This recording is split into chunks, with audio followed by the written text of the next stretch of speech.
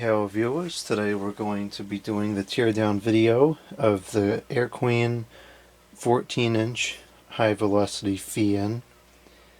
This is probably the second best fan made today after the TPI. From the outside, the only problem that I can see with these units is the blade is out of balance, which is a problem. That's a major problem for something in this price range. And then I kind of fight with myself because at the same time it's ball bearing, and so the bearings can, realistically, they can take the abuse of the blade being out of balance, and if they did ever happen to wear out, you could just replace them. They're not that expensive to replace bearings, so does it really matter? Functionally, no, but the concept of a triple-digit priced fan being out of balance bothers me, so, whatever. It's out of balance and it shouldn't be. I saw a video the other day of somebody balancing a fan, and what they did was kind of comical, but it seemed to work. So I'm going to try to balance this again. I don't know when that's going to happen, but that'll be coming at some point. Anyways, let's take a look inside here. I've never been inside one of these Air King motors. They look really solid from the outside, but of course it doesn't necessarily indicate what's inside. I'm expecting comparable quality to what is in the TPIs. Oh jeez. I just moved my hand up here and that just came right off. Okay, that's great. Quality paint job on there. In this thing's defense, this thing takes a bit of a beating because when I travel anywhere, this is usually the fan I take. And so it probably got scratched up against something in the car or whatever. Anyways, let's get going here. Now, I will say initially that there's an annoyance to taking the grill off of these things. It's ridiculous because as soon as you take the guard off, it detaches from the stand. Because these two screws here and these two screws here attach the fan to the stand, and those screws have to come off to split the guard. So even cleaning this will infuriate the average user because they're going to unscrew it thinking they're taking the guard off and the whole thing's just going to fall apart. So as far as serviceability goes, I would not rate this very highly. And you got to get tools out to do it. It screws, which isn't so bad, but with the other one, you don't even need a tool.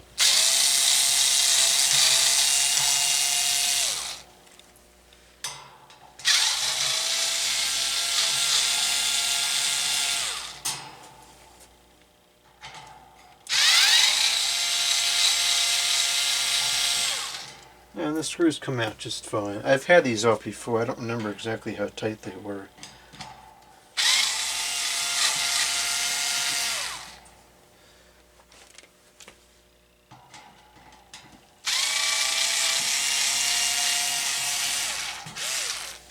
Okay, so now I'm the unsuspecting user thinking I'm just unscrewing the front guard, okay? And watch what happens. This is ridiculous.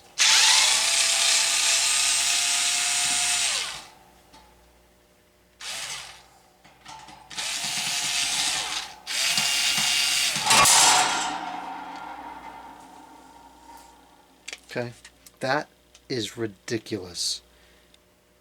F. It gets an F for serviceability. That's pathetic. What kind of harebrained designed that?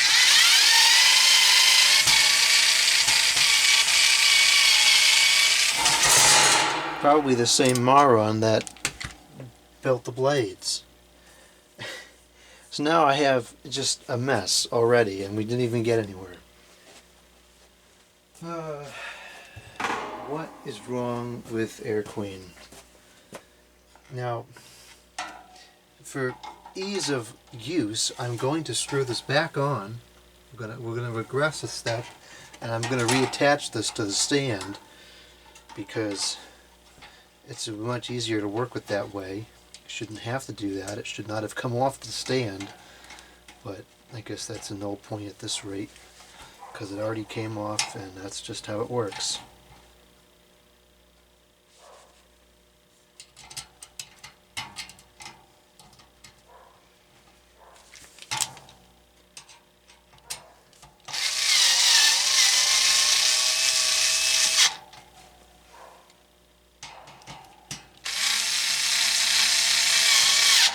Okay, now the blades, or the thing is back on the stand, and let's proceed.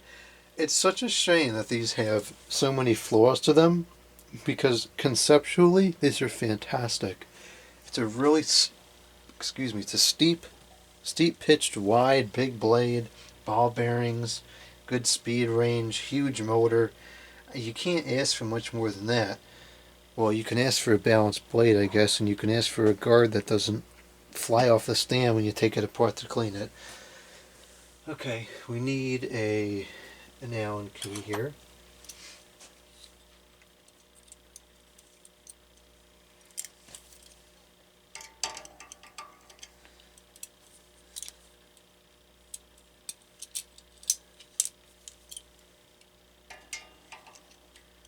Okay, and none of my keys are going to fit. That's odd. Ah, there we go. Oh, jeez.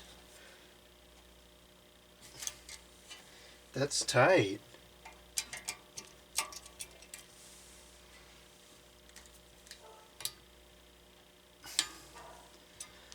Okay, not good.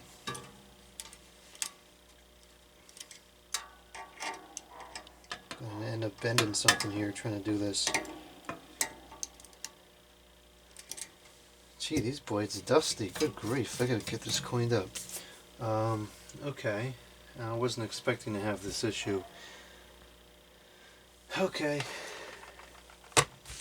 Let's see. Let's try doing this. If you're worried that these bits are just going to break on me because these are not really designed for high torque applications like this, but let's see what happens. Oh, you know what? I have ones that are designed for high torque applications. I have these here.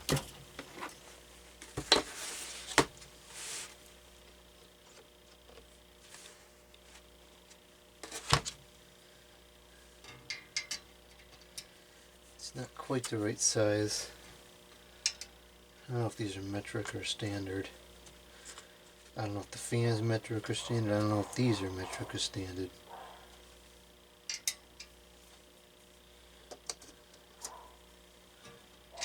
Okay, I do know if these are metric or standard. This is standard, this is metric. This is a 1/8 bit. 1/8. Stupid standard measurements. Everything should just be metric.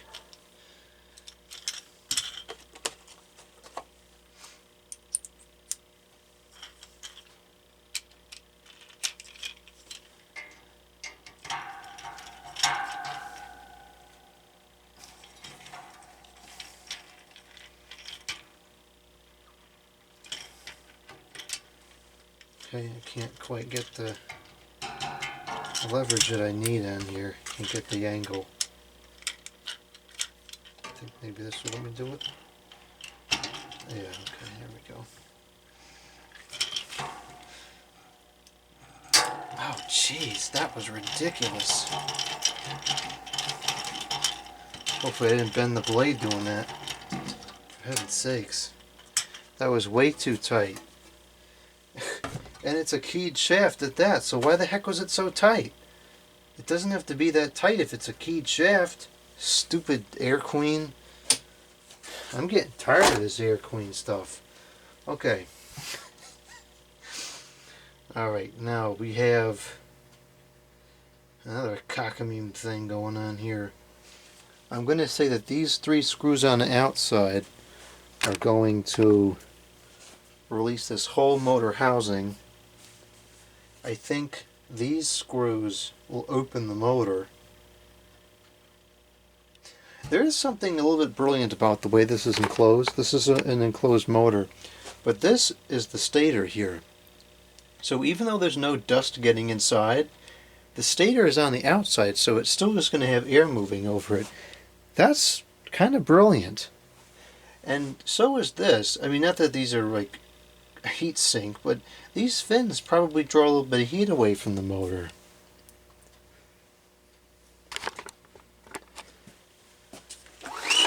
Let's find out what else is wrong with this fan.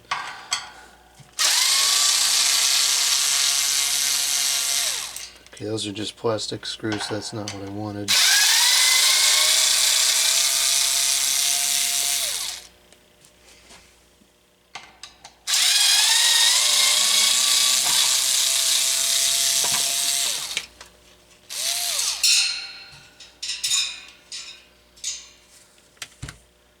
Okay, what do we have on the back? We have this gigantic housing, which I never quite understood this because it's just going to block airflow. And we got the capacitor. So it is a PSC motor. I had suspicions that these were shaded pole motors because the power draw is kind of high. Oh, 0.7. I guess it's not that high. 2016. Oh, that wasn't, no, it wasn't the power. The reason why I had suspicions that it was a shaded pole was because it seems to take a long time to start up, you know, like to warm up, and so I thought for that reason it may be a shaded pole, but clearly it's obviously a capacitor run motor. And the microfarads are 6, which is a little bit high, a little bit on the high side. Alright, so that didn't do us any good. Now it looks like, it looks like this whole metal piece here is the entire part of the rear of the motor. That's just bizarre. Well, so in that case, okay, well, let's just take this off from the front then. Undo these screws, and let's see what happens.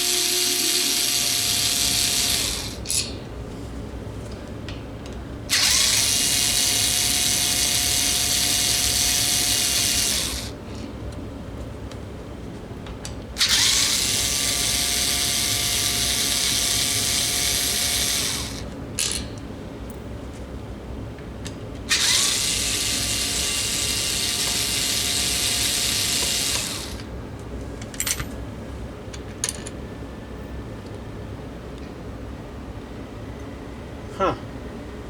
Well, that certainly is not what I was expecting at all. That's weird. Okay, well, so bearings are easily replaced. Very easily replaced bearings. Not sure why there's so much grease up there. I guess maybe that bearing is leaking grease. I don't know. What's the number on these? They're it's like a Z809.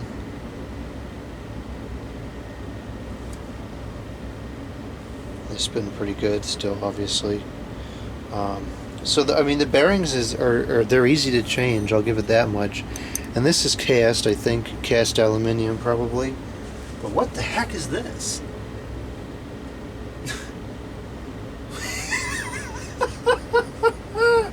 That's a joke. That's an absolute joke.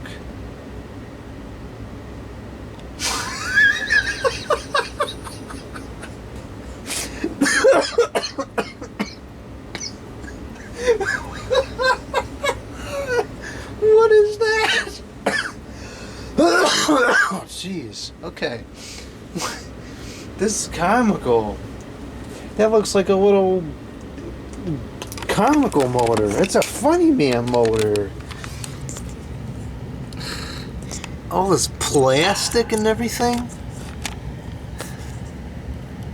Well, they don't seem like they're loose at all. So I guess it's varnished okay.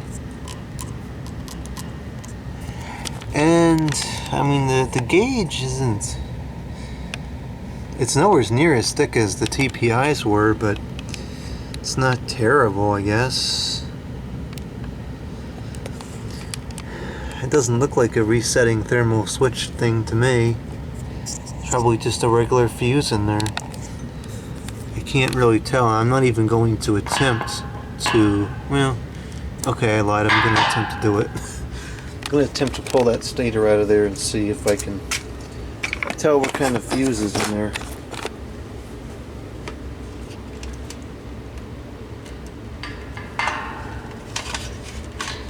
Well, It's not coming out because there's no slack, because there's this tie wrap there. I don't really see that tie wrap serving any purpose, so we're just going to take it off.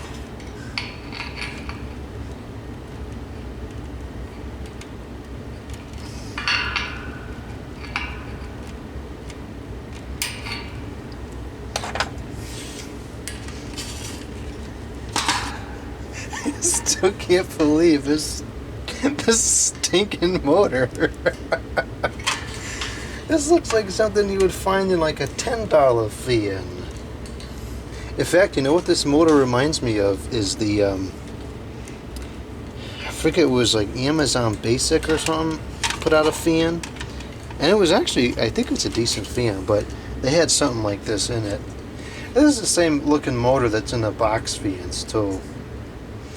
Yeah, I mean, I can't say with absolute certainty, but I'm pretty sure that's just a regular one-time overheat protection blowout and never reset kind of a fuse. Funny man, this is not a commercial grade motor. This is just a funny man motor. I mean, there's nothing really wrong with it. You know, to be fair, it looks like it was made okay. And I mean, there's nothing wrong with it. It's just like, I don't know, it's dainty. It's not like a commercial motor.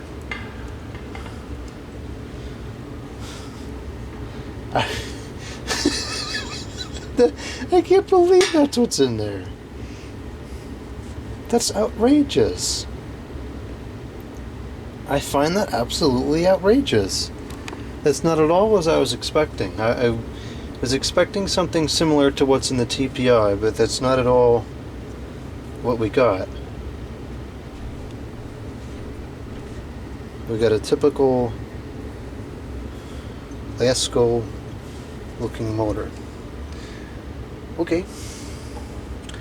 That's weird, and that's not what I was expecting.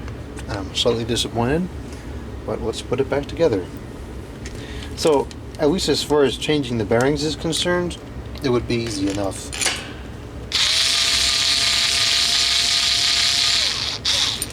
And I'm making fun of this motor, but it probably will run thousands and thousands of hours before it has any kind of an issue.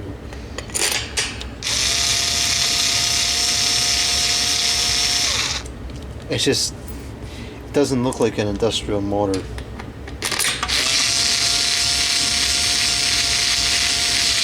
You got this nice outer housing, and it contains some flamium insides.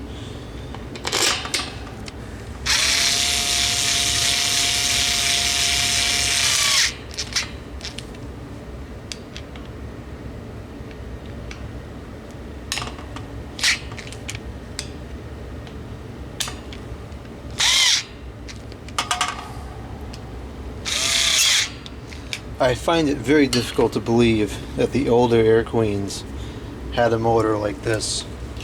I tend to believe they had a regular motor. Alright, let's put this crazy thing back together.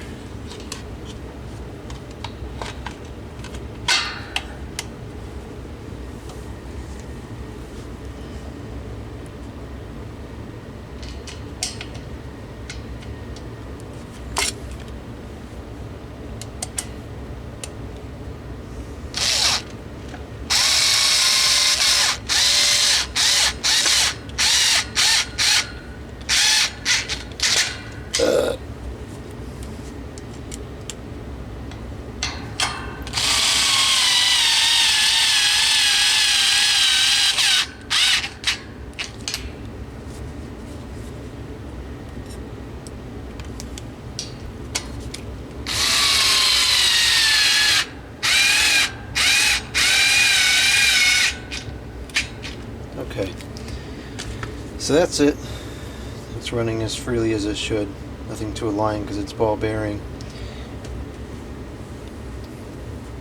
Let's put this back on. See, this is my attempt to balance it. I put these weights on there. It made it better, but still not what it should be.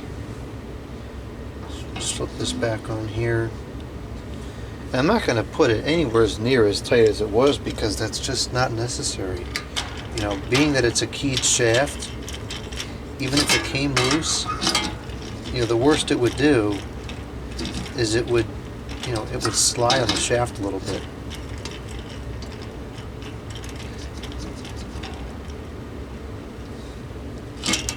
You know, it would slide a little bit forward, a little bit back, but it wouldn't just fly off.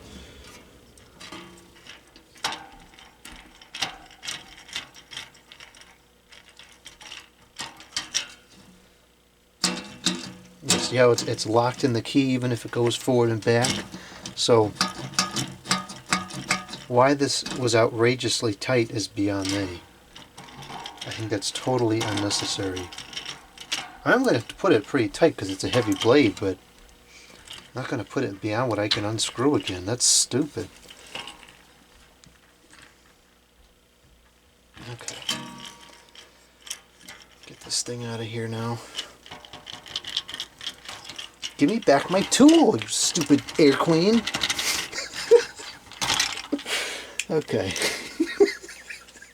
I'm getting tired of this fan. Okay. Now see, it looks like maybe this blade is too heavy and that one's got some of the weights on it. So maybe I put too much weight on it. I don't know. I don't know. And it's too late to care. I think it's almost 10 o'clock. I'm just going to wipe these blades off while I'm in here because they got a bit of dust on them. Yes, I'm doing a poor job. Oh well. This was not a clean and service video. It's a tear down look at the comical motor. I still can't believe that's what's in there. I guess it's not so bad. I mean, it's a funny man motor. It doesn't look like it should be in an industrial application. And here's the fun part. We have to get the guard back on, which is really like a 2 or 3 person task.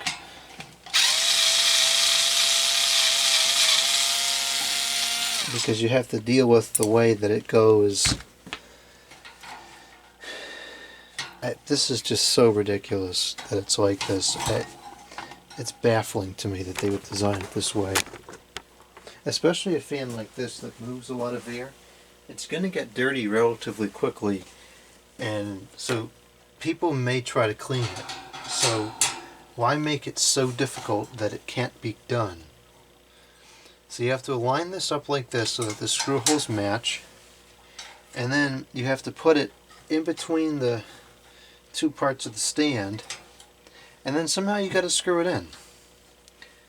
And it's not easy. It's a challenge. Okay, so now it's where it's got to be as far as the stand is concerned, and now it's out of alignment. Okay.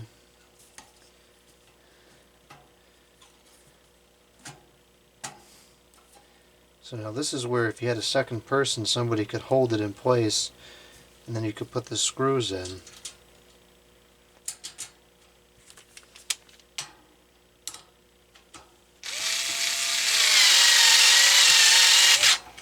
Okay, once you get one screw in, it gets substantially easier, because then at least half of the fan is held in place.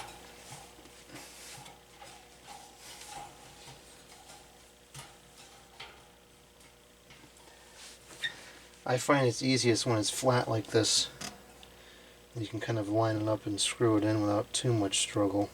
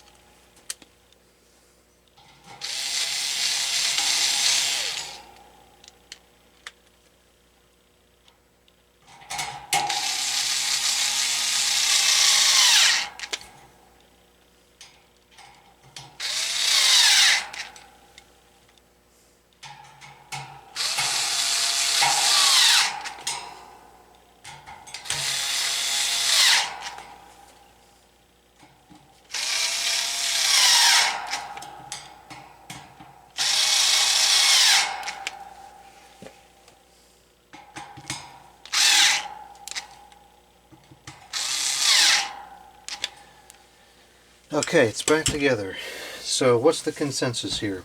Servicing, cleaning, it gets an F, really, it does, because just taking the front guard off creates a disaster, and most people would be absolutely infuriated by the removal and reassembly of that guard. The bearings are easy to replace, and for someone like myself who's mechanically inclined, will go in there and replace the bearings no problem. Anybody who even thinks to replace the bearings could probably do it, but it doesn't come apart the way that it should. It just doesn't. And the motor, I mean, it looks like a frail, cheap box fan motor. It'll probably run for 10 decades. I don't know, but I don't think it has a resetting thermal switch. This definitely is not a resetting switch in here. This is a fuse, so once it goes out, it goes out. Although, in these things' defense, I have never come across one that's gone out. So, you know, I have a lot of mixed feelings about these fans. I like them. I want to like them. And I do like them. I use them. But there's just a lot of things, simple things, like the way the guard goes together and the balance of the blade, that are just not correct. And they really should be. Anyways, let's make sure it still works. We'll start it up on low.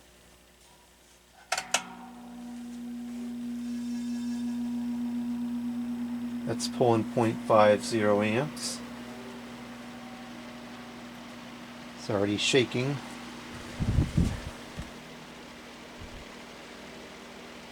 I was able to get it balanced to an acceptable margin, but it's still ridiculous.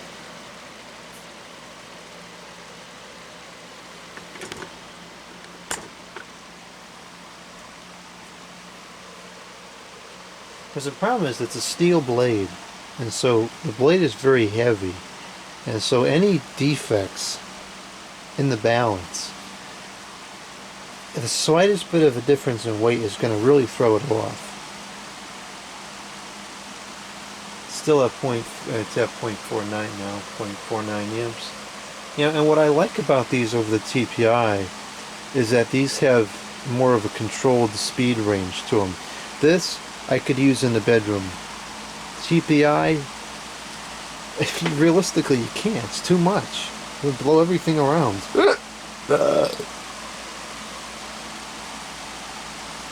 Okay, let's go up to the medium. That is 0.5 amps. Okay, 0.49 amps. Okay, so the power draw on low is the exact same draw as on medium, so I guess there's no point to use it on low because it draws the same amount of power for a lot more air on medium. That's kind of bizarre. Okay, and now the high, which is 0.60 amps.